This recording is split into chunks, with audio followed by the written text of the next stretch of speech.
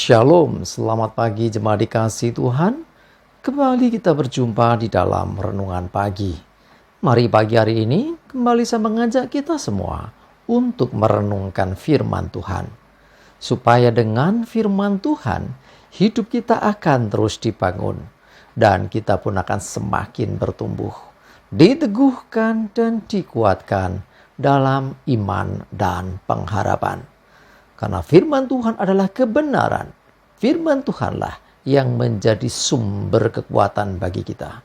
Firman Tuhan, pedoman dan penolong bagi hidup kita.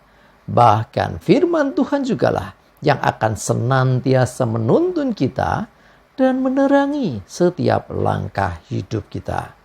Mari jemaat dikasihi Tuhan, sebelum kita merenungkan firman Tuhan pagi hari ini, kita akan bersama-sama berdoa terlebih dahulu. Bapa di surga, kembali Tuhan kami datang ke hadirat-Mu. Kami menaikkan segala puji syukur atas segala kebaikan-Mu ya Tuhan di dalam hidup kami. Atas begitu besar kasih setia-Mu, begitu besar rahmat dan anugerah-Mu, segala berkat dan kemurahan-Mu, perlindungan-Mu, penyertaan-Mu, pertolongan-Mu, dan juga bahkan pemeliharaan-Mu ya Tuhan atas seluruh hidup kami. Terima kasih ya Tuhan. Dan pagi hari ini kembali kami akan merenungkan firman-Mu. Mari Tuhan singkapkan dan nyatakan kebenaran firman-Mu. Dan Roh Kudus urapilah kami ya Tuhan, sehingga kami bisa menangkap apa yang menjadi pesan Tuhan bagi kami. Dan kami mengerti akan kehendak-Mu ya Tuhan, serta kami melakukan kebenaran firman-Mu di dalam hidup kami. Terima kasih ya Tuhan. Di dalam nama Tuhan Yesus, kami bersyukur dan berdoa. Amin. Mari jemaat dikasihi Tuhan, sama-sama kita akan buka Alkitab kita. Renungan pagi hari ini saya ambilkan dari Yakobus 3 ayat 16. Saya bacakan. Sebab di mana ada iri hati dan mementingkan diri sendiri, di situ ada kekacauan dan segala macam perbuatan jahat. Jemaat dikasihi Tuhan, perhatikan dua hal yang seringkali membuat kacau, dua hal yang menjadi pemicu ya sesuatu perbuatan jahat itu bisa terjadi. Yaitu apa? Yang pertama, iri hati. Hati-hati dengan iri hati. Ya mungkin kita mengatakan aku nggak iri, ya, tetapi hati itu kan nggak kelihatan. Ya, iri hati itu gimana toh? Nggak suka melihat orang senang dan senang melihat orang lain nggak suka. Iri hati juga berbicara tentang apa? Iri hati berasa bahwa dirinya itu tersaingi. Kenapa dia bisa begitu? Kadang-kadang ditutupi dengan Allah cuman kayak gitu aja. Gitu aja kok sombong. Padahal orang yang mungkin sedang terima berkat atau sedang mengalami hal yang baik itu, dia nggak ngomong apa-apa. Ya misalnya ya seseorang yang dipromosikan tiba-tiba naik posisi. Yang orang ini akan berkata, ya palingo, ya main suap. Allah baru segitunya aja sombong. Padahal orang yang ngapa-ngapain. Nah itu tanda iri hati. Ya, orang yang iri hati cenderung akan memandang negatif orang lain. Hati-hati, di mana ada iri hati, di situ ada kekacauan. Kacau pasti nanti. Ya, dia akan membicarakan keburukan orang. Ya, orang sedang diberkati misalnya, ya baru terima bonus atau apa, Allah, mesti Allah gitu ya. Ini contoh iri hati. Hati-hati di situ, ya. Karena dengan iri hati, ya ini akan timbul sesuatu yang jahat dalam diri kita kalau kita nggak hati-hati ya. Dan mementingkan diri sendiri, perhatikan.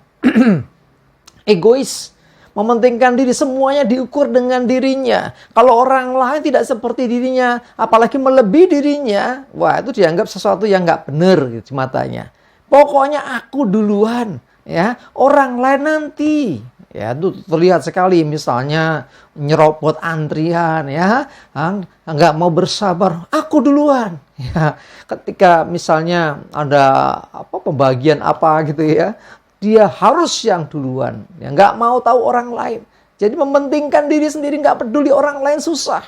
Nah, inilah di situ juga akan timbul kekacauan. Karena kalau orang udah mementingkan diri, dia jadi egois. Orang yang egois nggak peduli dengan orang lain. Ya, iri hati dan mementingkan diri atau egois ini menjadi hal yang bisa menimbulkan kekacauan, bahkan segala macam perbuatan jahat. Orang kalau sudah iri, orang kalau sudah egois, kecenderungannya dia akan jadi jahat, baik dalam ucapan maupun juga dalam sikap, ya, tindakan, termasuk perkataan. Ya, kita akan ngomongin orang secara sisi negatifnya. Ya, ini hati-hati ya. Jangan sampai terjadi dalam hidup kita. Jaga hati kita. Jangan iri hati. Harusnya ketika ada orang lain diberkati, ikut bersyukur. Ya. Nah, jangan sebaliknya justru nyerang orang itu. Hati-hati dengan iri hati. Nah, ada yang mengatakan iri tanda tak mampu. Akhirnya kita timbul sesuatu yang istilahnya menyalahkan atau cari kekurangan orang lain. Mementingkan diri sendiri juga demikian. Egois, nggak mau tahu, dan bahkan lebih ekstrimnya lagi kalau nggak hati-hati. Menimbulkan sikap antisosial. Wah, ini ngeri nih. Orang udah nggak ada kepekanya sama orang lain. Nggak mau tahu ada orang lain susah. Nggak peduli dengan orang lain, dengan permasalahannya. Yang penting aku nggak ganggu dia. Selesai. Tidak selesai. Cuma dikasih Tuhan. Kita orang Kristen beda dengan dunia. Kalau dunia mengatakan, yang penting aku tidak merugikan orang lain. Selesai. Saya katakan tidak bagi kita. Firman Tuhan bahkan mengingatkan kita. Kalau kita tahu bagaimana berbuat baik. Ya, barang siapa tahu bagaimana ia berbuat baik, tapi tidak melakukannya, ia berdosa. Ya, bukankah ini nggak ngapa-ngapain, tetapi justru nggak ngapa-ngapain itu bisa jadi dosa. Hati-hati, kita orang percaya beda dengan dunia ya. Sekali lagi, kita mesti tidak egois. Jangan egois dengan mementingkan diri. Dan jangan juga memiliki sikap iri hati. Belajar mensyukuri segala keadaan. Belajar bersukacita ketika ada orang lain diberkati. Belajar mementingkan orang lain daripada diri sendiri. Jadi jangan egois. Nah, kalau demikian yang kita lakukan, maka kita akan membawa damai. Nggak ada kacau, nggak ada perbuatan jahat. Justru itu yang dikenan Tuhan. Terhadap orang-orang yang demikian, Tuhan pasti akan memberkati orang itu. Bahkan orang itu akan dipromosikan Tuhan. Orang itu bisa akan dibawa Tuhan semakin naik. Karena hidupnya berkenan di hadapan Tuhan. Amin. Mari kita berdoa. Tuhan, terima kasih kami diingatkan untuk kami tidak menjadi pribadi yang iri terhadap orang lain. Iri atas keberhasilan orang lain. Iri atas orang yang diberkati. Dan kami juga tidak mementingkan diri, egois. Sebaliknya Tuhan, kami belajar untuk memandang segala keadaan. Dengan kami peduli dengan orang lain. Dengan kami mau mengutamakan kepentingan orang lain daripada kepentingan kami sendiri. Biarlah kami belajar akan hal ini Tuhan. Karena ketika ada egois dan juga ada iri hati, di situ ada kekacauan dan segala macam perbuatan jahat. Sebaliknya ketika kami peduli dengan orang lain, ketika kami ikut bersyukur ketika orang lain diberkati, ada kedamaian, ada kerukunan, dan bahkan kami juga percaya dijauhkan dari segala yang jahat. Dan sungguh kami percaya Engkau pasti memberkati setiap kehidupan kami. Terima kasih Tuhan, kami bersyukur. Kami serahkan hari ini hidup kami dan segala aktivitas kami. Jauhkan celaka dan mara bahaya. Damai sejahtera dan berkat-Mu ya Tuhan menyertai kami semua. Terima kasih ya Tuhan. Dalam nama Tuhan Yesus kami bersyukur dan berdoa. Amin.